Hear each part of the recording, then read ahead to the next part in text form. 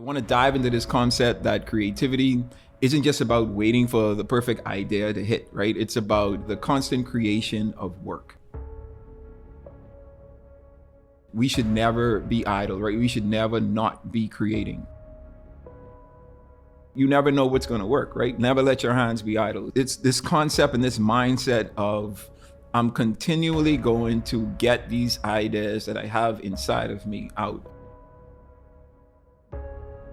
Just keeping the flow, right? Consistent creation creates a state of flow. That's what I mean by keeping the flow, right? And it's not always trying to be perfect. Again, it's just trying to come up with the concept and make it and bring it to a reality.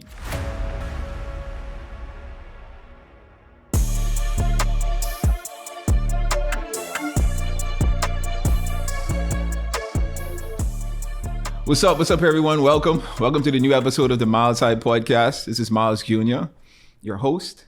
And as always, the vision and goal of this podcast is to entertain, educate, and elevate you miles high above your fears, your doubts, and any limitations that you may think exist, always knowing that those limitations only exist in your mind. Today, I want to talk about this topic of quantity matters, or keeping the flow. You know, I want to dive into this concept that creativity isn't just about waiting for the perfect idea to hit, right? It's about constantly creating, or the constant creation of work. I want to lay a foundation for this pod. I want to start off by reading a scripture, right? The life book. This is the book that I personally live by. So I want to read Ecclesiastes chapter 11, verse 6. And it says, "Sow your seed in the morning, and at evening let your hands not be idle. For you don't know which will succeed, whether this or that, or whether both will do equally well."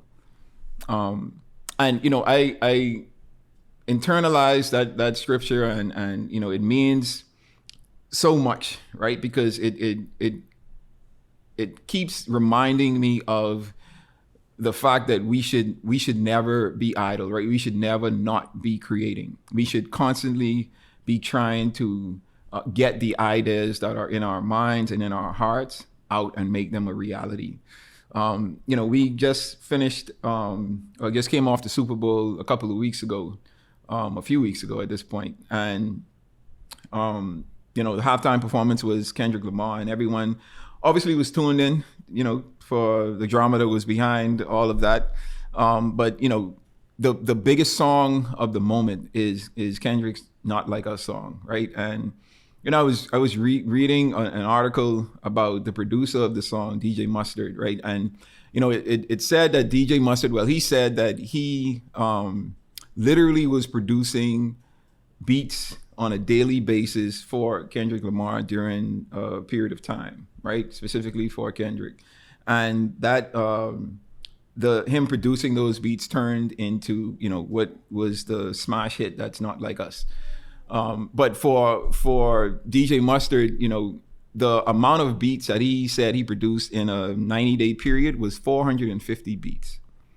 So just imagine, right? That works out to about 5 beats a day, right? For 3 months. And just imagine the amount of time it would take for someone like DJ Mustard to produce a beat, right, for an intended rapper or singer, you know, whoever. And he did all this for one person. Now, you know, Mustard is a producer that produces for more than just one artist, right? He's been around, been successful, has had a few hits to this point, but still works, right? Still churns out beats, still works on his creativity, still fine tunes his craft, right? He hasn't settled for the successes that he has achieved thus far. You know, he keeps working. And to produce 5 beats a day for an individual, man, that just shows like an incredibly insane work ethic, right? 450 beats in 3 months. And this is what he did, right? And, you know, he flooded Kendrick with the beats that he produces, right? And for him, I think the concept was quantity over perfection, right? I'm sure he didn't spend hours perfecting each and every beat, right? It was about, man, let me just get this idea out and get this to the person that it is intended for them to then lend their creativity to what I produce, right? And it reminds me of the law of averages, right? And the law of averages is basically the more attempts that you make, the higher probability for success. Consistency and volume builds a higher chance of creating sustainable success than anything else will, right? So being consistent in creation, right, and ensuring that the level of volume that you're continually producing at, it bodes over time that something is going to be successful that you're doing. And I this is something that I do every year. Like each year, I try to ideate a new idea. I try to produce something new. I try to bring something new to fruition, to reality, right? Where it's not the same things that I've done in the past, or even if it is something I've done in the past, this year I'm doing it in an entirely different way, right? I'm continually trying to churn out ideas, because like Ecclesiastes 11:6 says, like you never know what's going to work, right? Never let your hands be idle. So whatever I'm doing from 9 to 5 is something entirely different that I'm doing from 5 to 9, right? And it's this concept and this mindset of I'm continually going to get these ideas that I have inside of me out. And it's not trying to be perfect, right? Because there's this myth where people think that, or people tend to think that the things that they produce, they want it to be at this perfect level before it's released, right? They need it to be sounding right, looking right, feeling right, all of these things that perfectionists, that we all tend to like kind of adhere to from time to time, right? And it sometimes causes us to not release what it is that we're producing, right? Because honestly, quality does not always need to be preceded by quantity, right? So the sense of trying to perfect something before it's released, sometimes it keeps us stagnant, right? And it doesn't help us to be productive as we want to be. Yeah, go ahead, babe. That reminds me of the app, the Munroe Global app. If you haven't had it, please download it.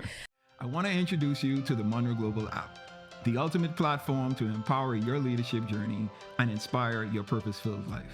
Access timeless teachings designed to help you grow in every area of your life. From leadership development to personal growth, Munroe Global has it all at your fingertips. With the Munroe Global app, you'll have exclusive access to powerful videos and messages from the legendary Dr. Myles Munroe, a digital library packed with life-changing content right at your fingertips, and a vibrant global community of visionaries, leaders, and change makers just like you. Whether you're at home, on the go, or in the office, the Munroe Global app ensures you never miss an opportunity to learn, grow, and lead. Available now on Google Play and the Apple App Store, the Munroe Global app is your gateway to unlocking your potential and impacting your world. Download the Munroe Global app today and take the first steps toward living the life you were born to lead.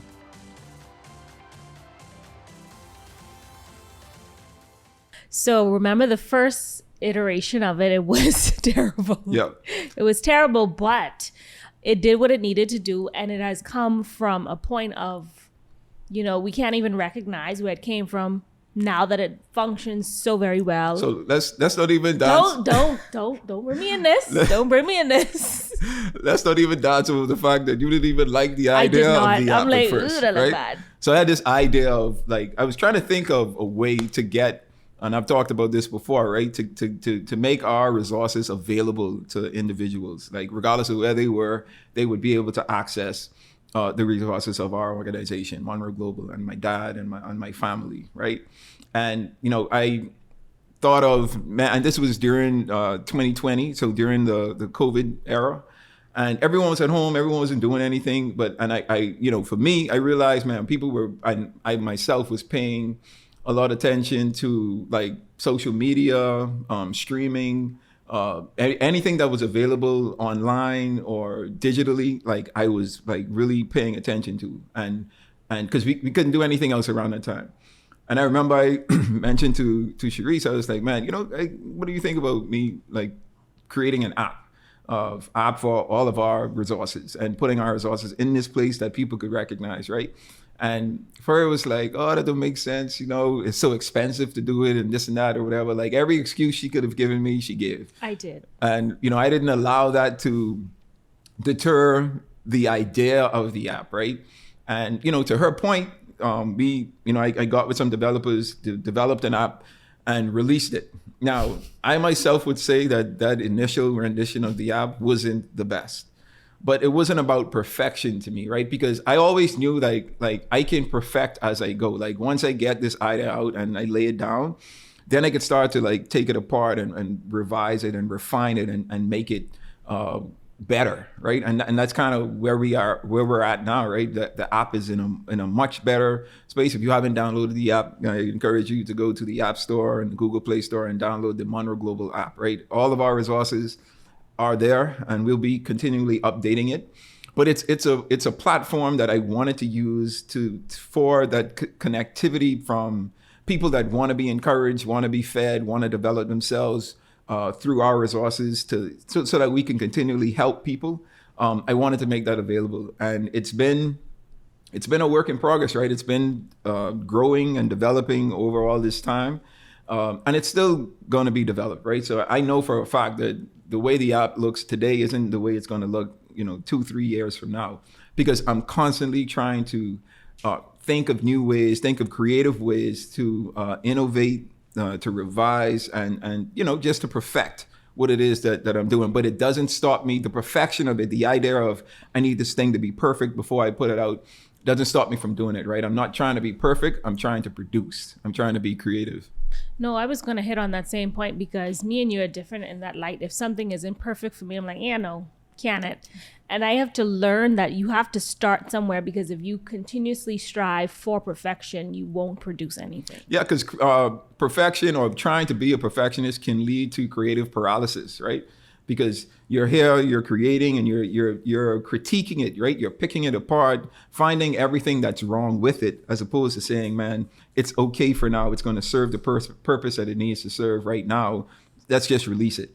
And I think the goal should be quantity, right? Because quality, again, doesn't always need to precede quantity, right? It's just getting the idea out. It's keeping the flow of things, right? And that's exactly what I want to hit on, right? Just keeping the flow, right? Consistent creation creates a state of flow. That's what I mean by keeping the flow, right? Once you consistently are creating, you internalize the creation, right? You're creating this state of flow, this state of ideas constantly being, the concepts being created in your mind, which now comes into a thought, which now can come into a reality if you continue the process, right? And it's not always trying to be perfect. Again, it's just trying to come up with the concept and make it and bring it to a reality. This also reminds me of content creators today and people who, are trying to go viral. The people who we see going viral have been doing this for so long. They make video on video and video and video and video and video, and they barely get any views, but they keep creating. They don't let the numbers dictate what they create. And then one day they go viral. And it reminds me of Tabitha. She was, at it for so long. And then her one video, I think it was about a sandwich. It went viral, and she has created so many things, cookware, recipes. She's now going to be on a children's show. So you just never know when your opportunity is going to come. So you have to stay ready so you don't have to get ready. And that's a good point, right? Because everyone gets discouraged because they be like, yo, I've been doing this for so long and I haven't seen any benefit from it, or it hasn't gotten as successful as I wanted it to get. And they give up, right? And it's like, man, you are right there, or you never know actually where you are, right? It's just the point of just keep creating, right? Again, back to Ecclesiastes 11:6. Like, you never know which of it is going to work, right? So just produce and keep producing and keep producing, and don't allow it to become monotonous, right? Or don't lose the joy of the creation, right? Because the idea was given to you for a reason, right? You have it for a reason. And, for you out there who may be discouraged at this moment because you feel like you've been doing something and you just haven't been as successful as you want to be, my challenge to you is to keep pushing, keep creating. Don't allow the lack of success or what you may feel the success should be, don't allow that to deter you from continuing, because it's important that you do.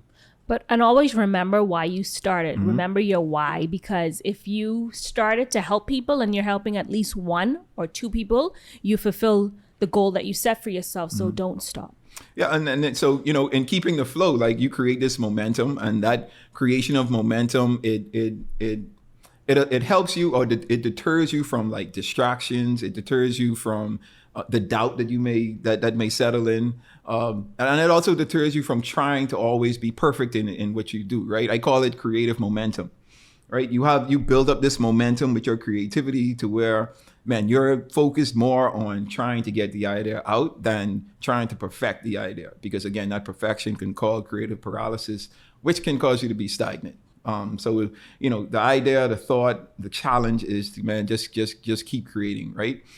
Because over time, you know, the patterns that we go through, right? Once we start to create, we're going to figure out and start to realize like what works from what doesn't work. Like what's the best way to do it? Because, you know, the constant creation of things, it helps you, right? It helps you to see, well, the first year, this is what I did. Man, I could tweak this and make this a little better as you revise and review everything that you're doing. And, you know, again, once you continue to create and review the patterns or see the patterns, then you're able to continually be productive, right? It reminds me of a quote from Michael Jordan. You know, he says he's failed over and over in his life, and that is why he succeeds. And like, think about it, right? You have this, you know, arguably the greatest basketball player of all time, right? For some people, LeBron is the greatest basketball player of all time. For me, let's just make that known. But, you know, Jordan, again, arguably, right? I think you could present a great argument as to why Jordan could be known as the greatest of all time. And it's because part of it is because the amount of work that he puts in, right? The practices, the development, encouragement that he gives himself, what he does in the off season and out of the limelight to that allowed him to be able to produce on the court, right? But even in the work that he's been doing off the court, he hasn't always succeeded on the court, right? But that didn't deter him from attempting shots or taking the last shot or wanting to be successful, right? And that drive that he had, right, to consistently work on his craft and perfect himself as an athlete, it has allowed him to be successful. So when we're talking about the creative momentum, like that's what it's about. It's not worrying about the amount of times that you might have failed or you might have missed the mark or you created something that wasn't quote unquote perfect, right? But it's about being consistent in the creation. And, you know, at some point, you know, something is going to turn around and then you're going to be successful. So, you know, I've said all that. Now we get to the point where you may be asking like, man, okay, so how do I keep this flow? Like, what can I do to keep flow, to think more about quantity over quality, right? And I have 4 keys, right, or 4 suggestions I want to leave with you, just to encourage you and challenge you to keeping the flow of that creativity. The first is just to set daily and weekly goals, right? You set quotas for the day, the week, the month of this is what I am gonna dedicate myself to produce or create within a given day or within a given week or within a given month.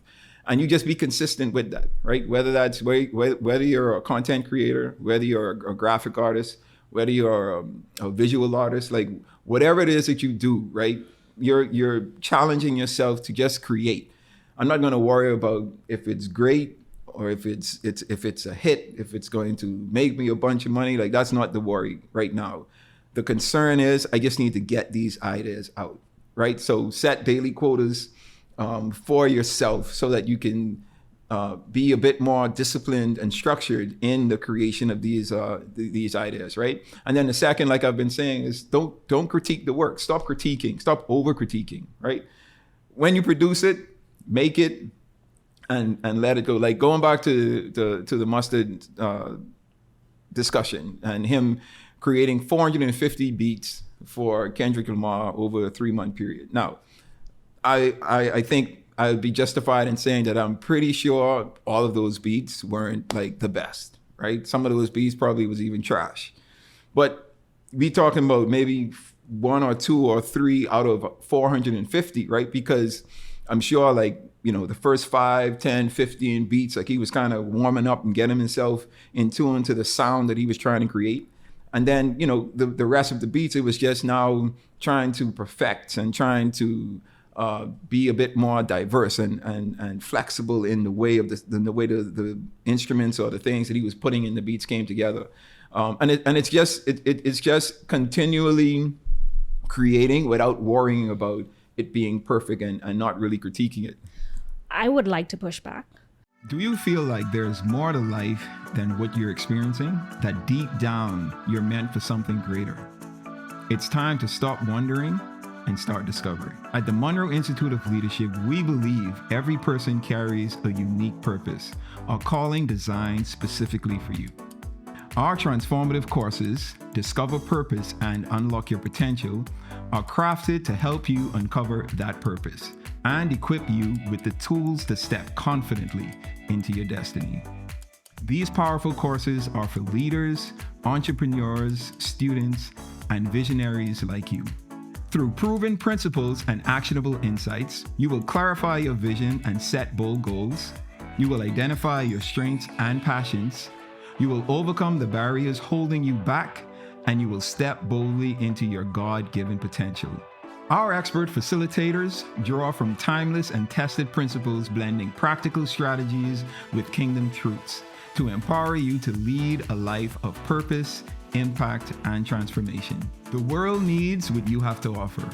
Don't let another day pass without unlocking the greatness within you. Visit our website, themill.org, and register today. The Munroe Institute of Leadership. Renew your mind and transform a generation.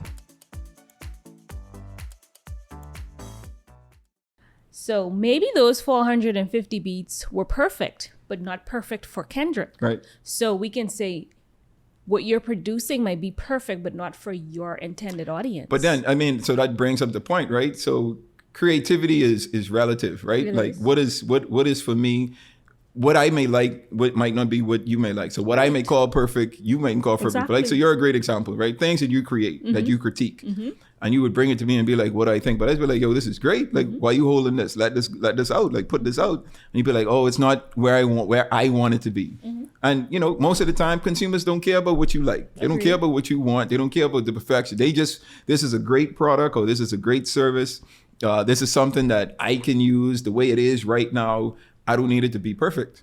I agree. And that leads me to a great example. When I decided to share our pregnancy story on my Instagram, that was not where I wanted to platform that. I wanted to have a whole set and I wanted to kick something off on my YouTube page. And then I'm like, if I keep waiting, it ain't gonna ever happen because I don't have any time to do hair and makeup, to get a set, find a sitter. Like, I just don't have the time. So I just was like, you know what, let me just start here. And that's how that movement started. And it's just finding creative ways to get it out, right? Finding the creative ways that we are capable of doing to get these ideas out. And I also believe we are in a period now where people care less about perfection and how things look more than they're concerned about the message. No, absolutely. So again, key points in keeping the flow. One is to set a daily quota so that you can lock down some time where you're forcing yourself to be creative, right? And to creatively produce. The second is don't critique. Don't try to be a perfectionist. Don't try to make perfect things. Like Cherie says, like, we're in this era where, I don't even think people care about perfection. They care about what the product or service can do for them, or what they can get from it, or how they like it, right? Because again, what I like or what may be perfect for me might not be perfect for you. And the same for you, what you find perfect may not be perfect for others. So what you're sitting down and quabbling about and saying, man, this isn't good, doesn't make sense, I put this out, you're doing yourself a disservice, because I can guarantee you there's a segment of the population that loves whatever it is that you're creating the way that it is right now.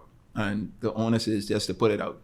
And then in that, the third is to use the feedback from the things that you've created to perfect it, right? So you may put something out and you get feedback from customers or friends or family, and they see these different things that you could implement to make it better, or even you yourself, right? Once you put it out, you see how people interact with it, see how it operates in the open space, and you yourself could look at it and be like, oh man, I could do this and that better. I could make this, you know what I mean? And you could use that data to perfect what it is that you're doing.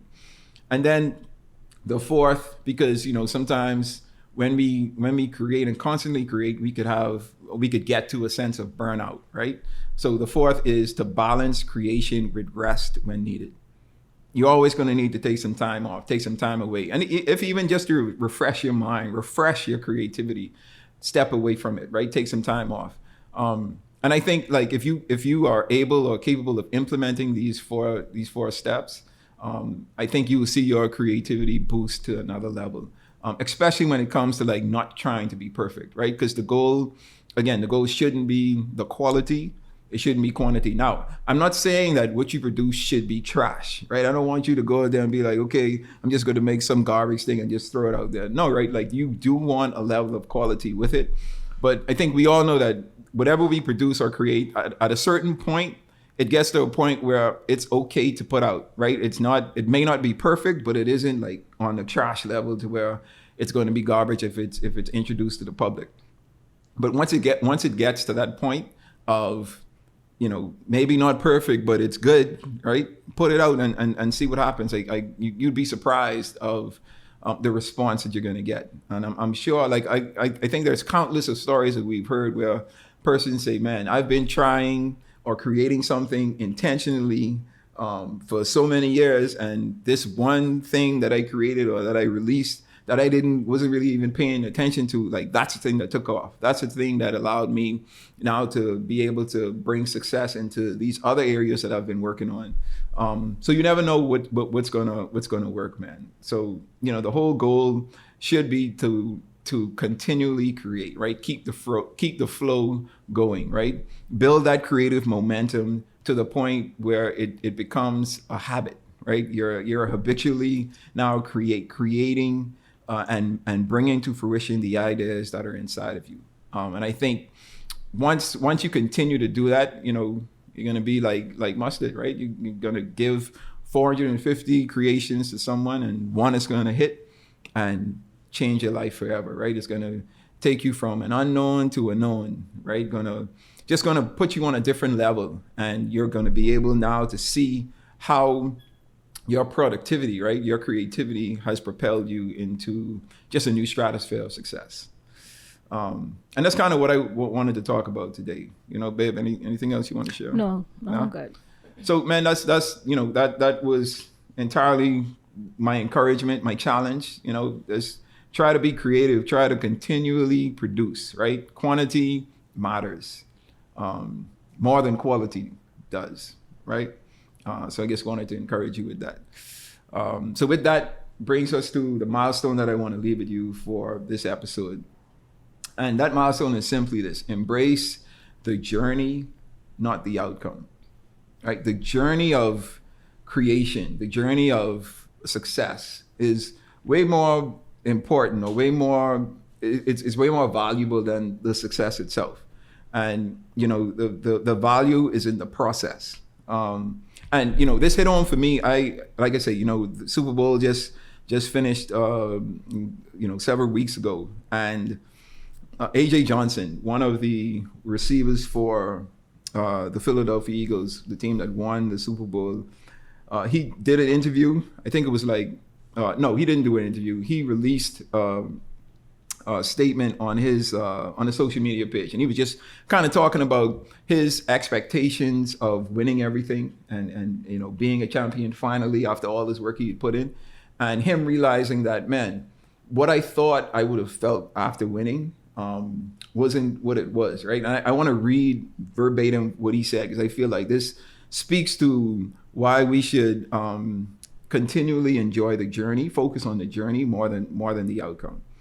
So he said, after a few days, I've had time to reflect on being a champion. I tried to feel how everyone made it seem to be a champion, and unfortunately, it was short-lived. 2 days to be exact. I've never been a champion at the highest level before, but I thought my hard work would be justified by winning it all. It wasn't. My thrill for this game comes when I dominate. It's in the hunt. It's the hunt that does it for me. It's when defensive back drops his head and surrenders because he can't F with me. The intense battles, early mornings, late night sacrifices. I love putting smiles on people's faces. Don't get me wrong, but it just wasn't what I thought it would be. It's the journey that I love the most. Back to work. So think of it. This is a guy that just came off winning the Super Bowl 2 days before, and he's literally realizing, man, like, winning is cool. This was fun, felt good, but after 2 days, it's like, yo, time to get back to work, right? Because the joy or my value isn't in this championship, right? My value is in knowing the work that I put in. And I think even in with that being said, knowing the work that you put in, it allows us to really not focus or not care too much for the success, or if we're not successful, right? Because we're so focused and we value the process so much that whether we're successful or not, we already see the value in everything that we do. All right, so that's what I want to leave with you today. Hopefully that resonates with one of you out there listening. All right, so that brings us to the end of this episode. I just want to continue to encourage you to keep the flow, man. Keep that creative momentum going. Keep producing, right? The goal should be to die empty, right? Like my shirt says, we don't want to go to the grave with these thoughts and ideas in our minds, in our hearts, in our heads, right? The goal is to die empty, so keep producing, all right? As always, the vision and goal for this podcast is to entertain, educate, and elevate you miles high above your fears, your doubts, and any limitations that you may think exist, always knowing that those limitations only exist in your mind. All right, until next time, you guys stay blessed.